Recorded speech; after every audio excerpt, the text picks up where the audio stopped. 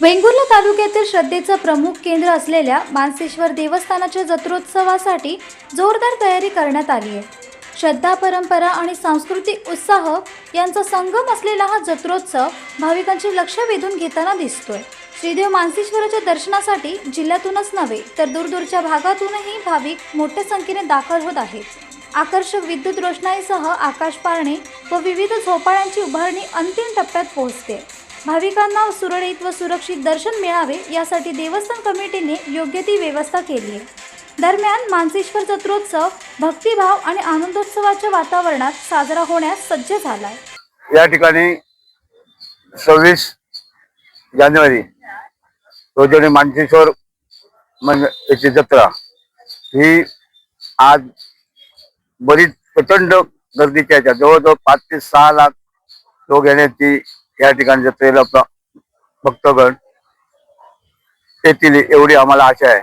या ठिकाणी चांगल्या प्रकारे आम्ही नियोजन केलेलं आहे। पार्किंगची व्यवस्था, दुकानांची व्यवस्था ही पूर्णपणे आमच्या ग्रामस्थांतर्फे आणि भाविक आहेत यांच्यामार्फत आम्ही केलेली आहे। त्या ठिकाणी आम्ही 15 दिवस या दुकानांची नियोजन आणि जत्रेचं पूर्ण नियोजन या ठिकाणी आम्ही पूर्ण केलेलं आहे आणि चांगल्या प्रकारे ही जत्रा होईल हे आम्ही अपेक्षा करतो।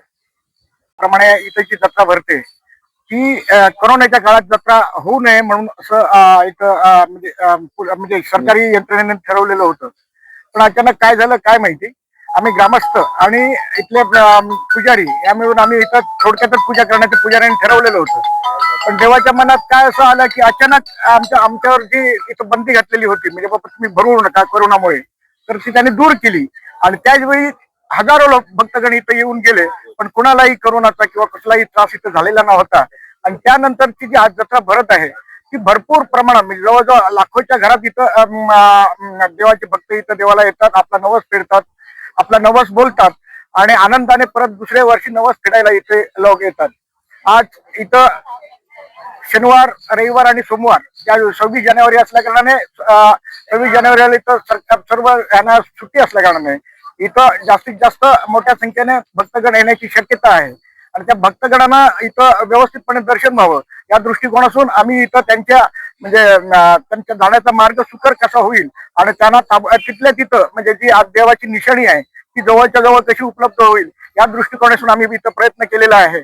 दरवर्षी असलेल्या इथं जे आपण नियोजन होतं त्यापेक्षा इथं या ठिकाणी आपण वेगळ्या पद्धतीने इथं नियोजन करून जास्तीत जास्त भक्तगणांना त्रास न होता त्यांना दर्शन मिळावं या दृष्टिकोनातून इथं आयोजन आम्ही आखलेलं आहे आणि त्याप्रमाणे भक्तगण दर्शन घेतील आणि खरंच आजच्या या नियोजनाला ते दादही देतील आणि त्यामुळे त्यांना चांगल्या प्रकारे दर्शन मिळाले म्हणून धन्यवाद देतील आणि पुढच्या वर्षी सुद्धा या प्रकारे जर नियोजन आमचं हे सक्सेस झालं तर कितीही भक्तगण आले तर त्यांना देवाचं दर्शन होण्यासाठी आम्ही अशाच प्रकारची मेहनत घेऊ आणि त्यांना चांगलं दर्शन मिळवण्यासाठी आम्ही प्रयत्न करू।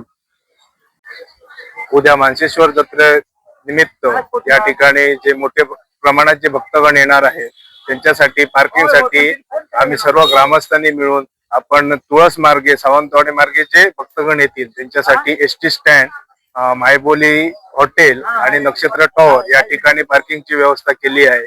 तसेच चिरोडा, अरोंदा, गोवा साईडने जे भक्तगण येतील त्यांच्यासाठी उभादांडा साईडने शेरगाळी गणपती मंदिरच्या तिथे पार्किंगची व्यवस्था केलेली आहे। तसेच या जत्रेनिमित्त अनेक आपल्याला जे आमच्या मित्र परिवारामध्ये जे सर्व मित्र असतात ते सगळं असते मदत करत असतात। दरवर्षी मोफत सरबत वाटपाचा कार्यक्रम असतो। तसंच यावर्षी आमचे मित्र कविश कात्रे यांनी यावर्षी सर्व जे भक्तगण येतील त्याच्यासाठी मोफत सरबताचा कार्यक्रम केलेला आहे। त्याचा पण आस्वाद सर्व भाविकांनी घ्यावा ही नम्र विनंती व या जत्रोत्सवासाठी सर्व भाविकांनी सगळं ते जे काही येथील ग्रामस्थ जे काही सांगतील जत्रा यशस्वी होण्यासाठी जे काही मार्गदर्शन करतील त्याला सहकार्य करावे एवढीच विनंती करतो। धन्यवाद।